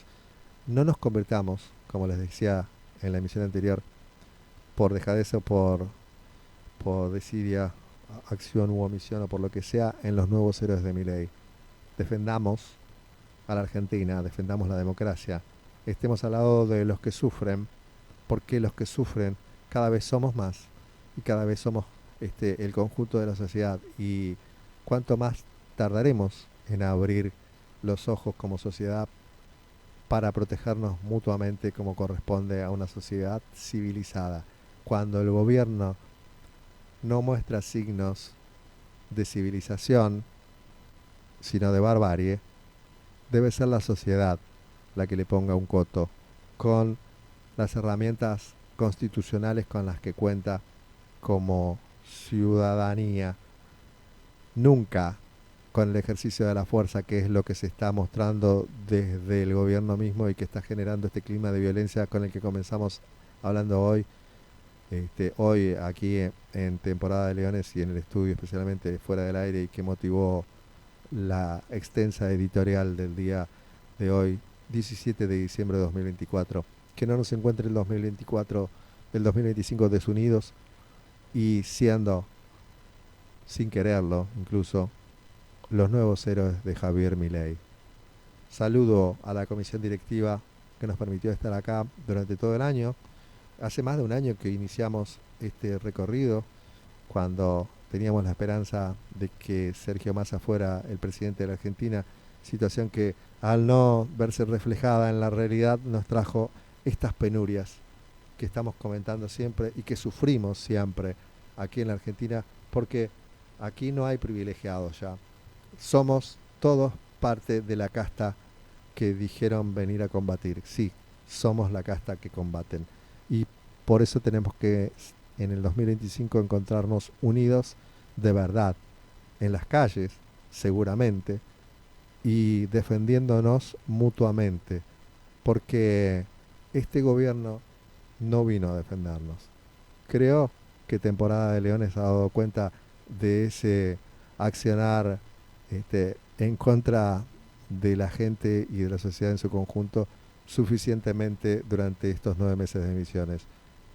En el 2025 estaremos de vuelta aquí haciendo lo que haga falta hacer y diciendo lo que haga falta ser dicho, y esperamos que sea en otras condiciones, pero sí esperamos que sea además juntos, como corresponde, defendiéndonos, porque este gobierno no nos va a defender. Gracias a Pablo Moyano, gracias a Miguel Enríquez, gracias a Emilio Puebla, la comisión directiva de la Asociación Mutual de Trabajadores Camioneros 15 de diciembre.